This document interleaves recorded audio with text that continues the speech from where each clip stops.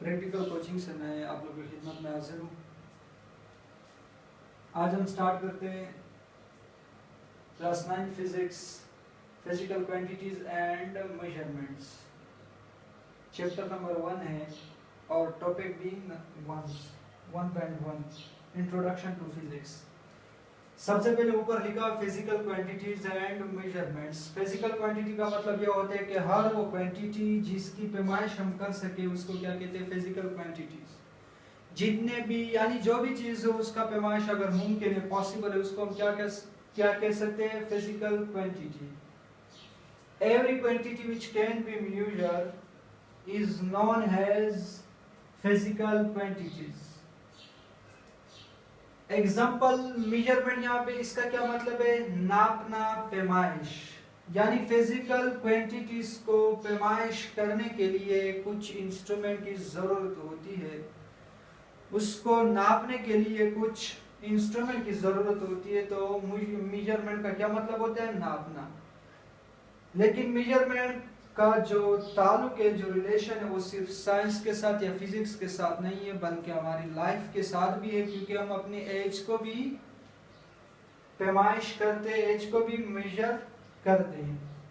यहाँ पे आपके पास जो टॉपिक्स है वो इंट्रोडक्शन टू फिजिक्स। अब सबसे पहले यानी फिजिक्स का इंट्रोडक्शन, तो यहाँ पे जो फिजिक्स का इंट्रोडक्शन है उससे पहले मैं आपको साइंस के बारे में जरा सा बता देता हूँ कि साइंस का क्या मतलब होता है। पहला आपने इसको समझना है, साइंस।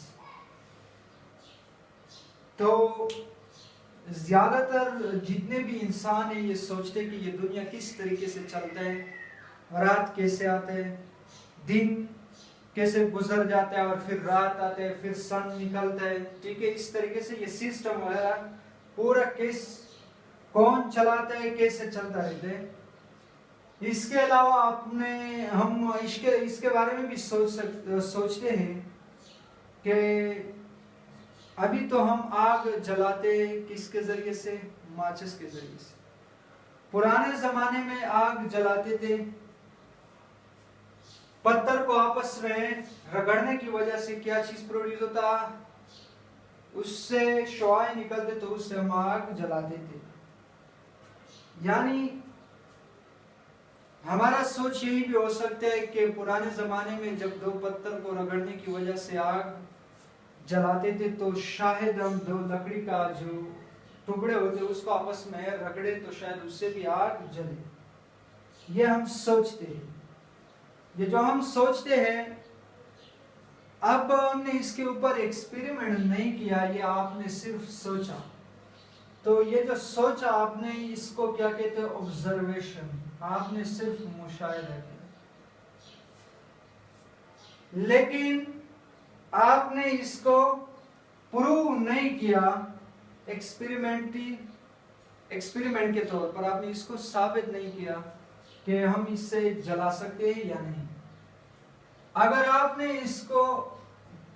इसके ऊपर ऑब्जर्वेशन के बाद इसके ऊपर एक्सपेरिमेंट किया, यानी एक्सपेरिमेंटेशन, तो उसके बाद इसको क्या कहते हैं, साइंस। आपने ऑब्जर्वेशन किया, ऑब्जर्वेशन के बाद आपने उसके ऊपर एक्सपेरिमेंट किया, एक्सपेरिमेंट करने के बाद इसको क्या कहते हैं, साइंस। ये आपके पास क्या चीज बना, साइंस। दोनों को आपस में मिलाने से क्या चीज बना आपके पास, ये साइंस का definition. Observation plus experimentation is known as science.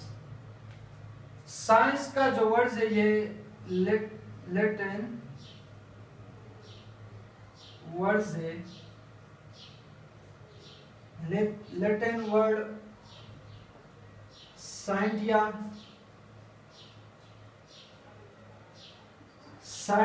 या साइंसिया, ठीक है। प्रोनाउंसिएशन में फर्क होते हैं, कुछ लोग इसको साइंटिया पढ़ते हैं और कुछ लोग इसको साइंसिया। ये लैटिन वर्ड है। साइंस का जो वर्ड है वो किससे निकला है, साइंटिया से निकला है या साइंसिया से निकला है, ठीक है। इसका मतलब क्या होता है, नॉलेज। नॉलेज के बारे में आपको पता है कि किस चीज को कहते हैं, इल्म। ये इसका मतलब है। लाइक अगर हम थोड़ा सा पीछे जमाने की तरफ चले जाए, यानी 1800 सेंचुरी में, तो 1800 सेंचुरी में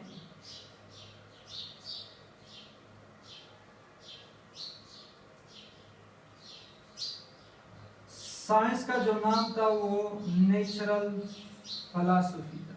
नेचुरल फिलॉसफी। नेचुरल फिलॉसफी को फिर डिवाइड किया दो ब्रांच में, physical science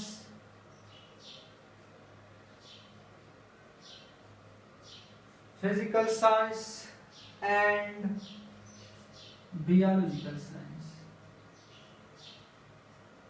biological science.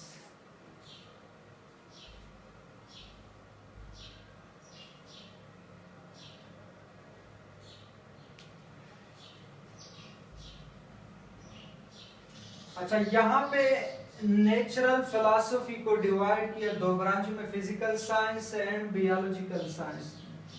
Physical science में हम नॉन लिविंग थिंग्स के बारे में पढ़ेंगे, non living thing. Biological science में लिविंग थिंग्स के बारे में पढ़ेंगे, लिविंग थिंग्स के बारे में।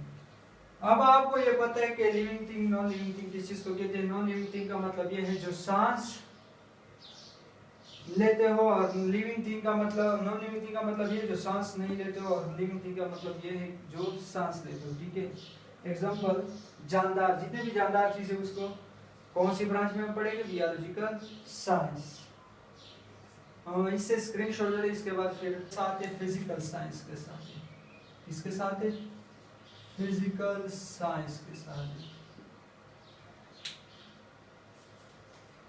फिजिकल साइंस, इसके साथ हमारा ताल्लुक है।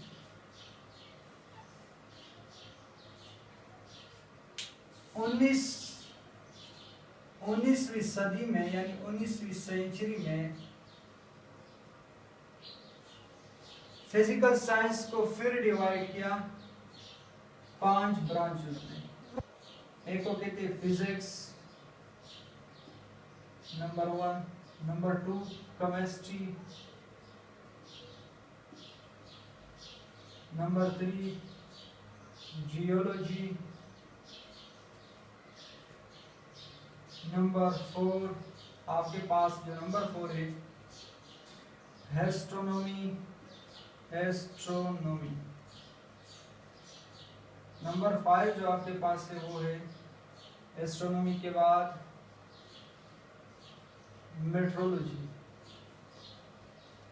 ये 19वीं सेंचुरी में फिजिकल साइंस को फिर 5 ब्रांचों के अंदर डिवाइड किया। अब मेन जो हमारा टॉपिक्स है वो तो फिजिक्स है, लेकिन बाकी जो 4 ब्रांचेस है उसके बारे में भी मैं बता देता हूँ कि ये किस चीज को कहते हैं। फिजिक्स, फिजिक्स का मतलब होते हैं matter plus energy and interaction. अब इसका क्या मतलब होता है इंटरेक्शन का? मैटर, हर वो चीज जो वजन रखे और जगह गिरे उसको क्या कहते हैं, मैटर। एनर्जी का मतलब ये होता है ability to do work is called energy. किसी भी यानी काम करने की जो सलाहियत होती है उसको क्या कहते हैं, एनर्जी। तो अब इसका मैं कैसे आपको एग्जांपल एक बता देता हूं ताकि आपको समझ में आए। मैटर का मतलब और एनर्जी, मैटर, एनर्जी और इसका जो आपस में रिलेशन है या इंटरेक्शन है, इसके बारे में पढ़ना, इसको क्या कहते हैं, फिजिक्स। एग्जांपल आपने देखा होगा, अगर आप ये जो लेक्चर है अगर कमरे में वॉच कर रहे हो तो आपके पास या ऊपर, आपके ऊपर फैन लगा हो, उसको भी आप देख सकते हो कि ये फैन आपके पास क्या है, मैटर है, क्योंकि इसका वजन भी है और जगह भी गिरते हैं। ठीक है, इसका वजन भी है और इसने जगह भी घेरा है। ठीक है, और इसका एनर्जी फिर कहां से आ गया, क्योंकि ये जो चलते हैं कौन सी एनर्जी के जरिए से चलते हैं, इलेक्ट्रिकल एनर्जी के जरिए से। तो इनका जो आपस में ताल्लुक है मैटर और एनर्जी का, कि ये किस तरीके से चलते हैं, कौन सी प्रोसेस के जरिए से ये गुजर जाता है, या क्या रिलेशन होते हैं, इसके बारे में पढ़ना, इसको क्या कहते हैं, फिजिक्स।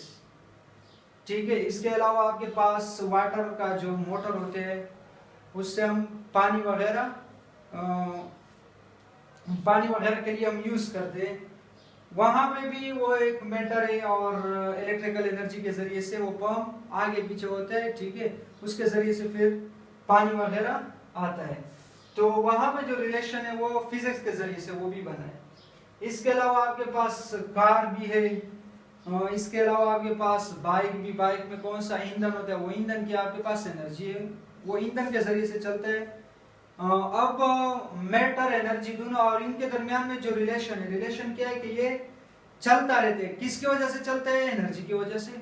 तो ये जो रिलेशन है इनके बारे में पढ़ना, इसको क्या कहते हैं, फिजिक्स, सॉरी, इसको क्या कहते हैं, matter energy and their interaction is known as physics.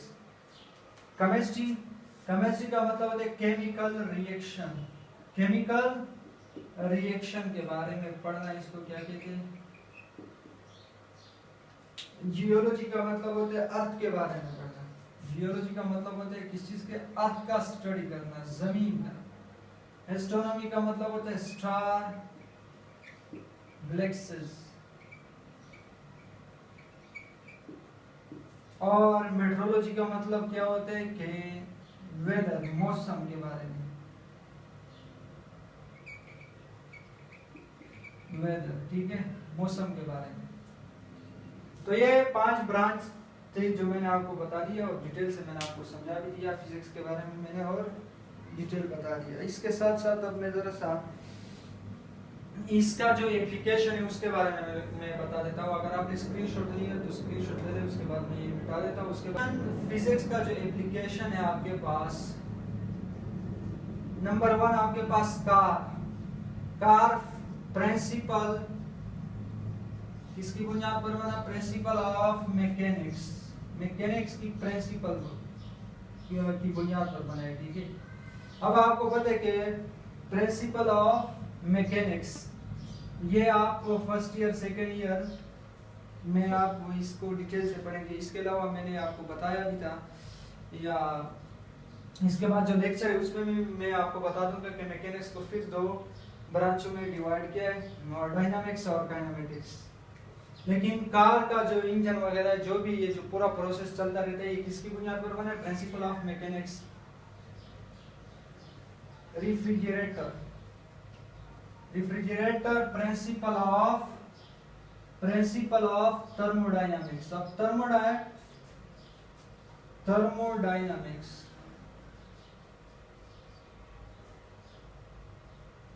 ये भी आप इसका ब्रांच हमारे फिजिक्स बुक में मौजूद है, वहाँ पे मैं आपको इसका डिटेल बता दूंगा, क्योंकि वहाँ पे एक इसके ऊपर एक पूरा ब्रांच है। तो इसके अलावा प्रिंसिपल ऑफ थर्मोडायनामिक्स, इसके फिर 4 प्रोसेस होते हैं, वो आप लोग फर्स्ट ईयर में पढ़ोगे। अगर मैं आपको डिटेल से बता दूं फिर लेक्चर बहुत लंबा होगा। ठीक है। इसके साथ साथ आपके पास पुली आप लोगों ने देखा है कि हम किस चीज के लिए यूज करते हैं, इलेक्ट्रिसिटी। पुली को, हेवी लोड को उड़ाने के लिए हम किस चीज को यूज करते हैं, पुली,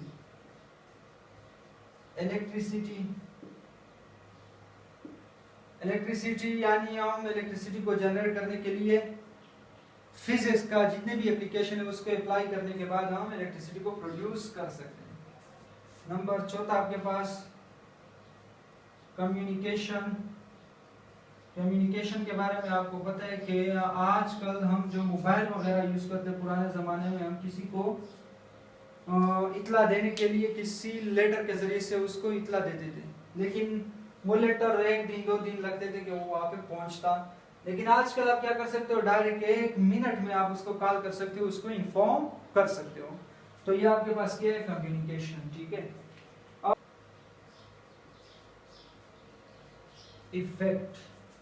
effect example, environmental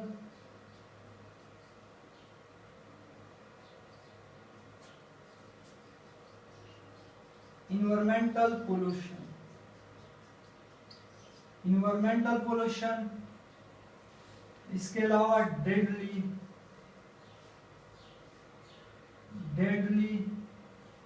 weapon, deadly weapon और इन्वायरमेंटल पोल्यूशन। इन्वायरमेंटल पोल्यूशन का मतलब यह है कि एग्जांपल आपने देखा होगा, ये फैक्ट्री वगैरह से जो धुआं वगैरह निकलता है ये हमारे लिए नुकसानदेह है, इसने हमारे माहौल पर बुरा असर डाला है। इसके साथ साथ आपने देखा होगा डेडली वेपन, आजकल का जो हाइड्रोजन बम बन रहे, एटम बम बन रहे, ये फिजिक्स के जरिए से बनते हैं। इसके जरिए से हम यानी पुराने जमाने में ये नहीं होता था, आजकल इस जमाने में हम इससे हजारों लोग, करोड़ों लोग हम इसके जरिए से मार सकते हैं। तो डेडली वेपन खतरनाक किस्म के वेपन भी बन चुके हैं फिजिक्स के जरिए से। ये इनके दो नुकसान मैंने बताए, आप बाकी खुद भी लिख सकते हो, ठीक है। इसके अलावा आप कार का, ये कार गाड़ी वगैरह जो भी चलते हैं, ठीक है, व्हीकल्स वगैरह जितने भी गाड़ी वगैरह, इससे धुआं वगैरह निकलते हैं, तो ये हमारे माहौल पर बुरा असर डाल सकते हैं, ठीक है।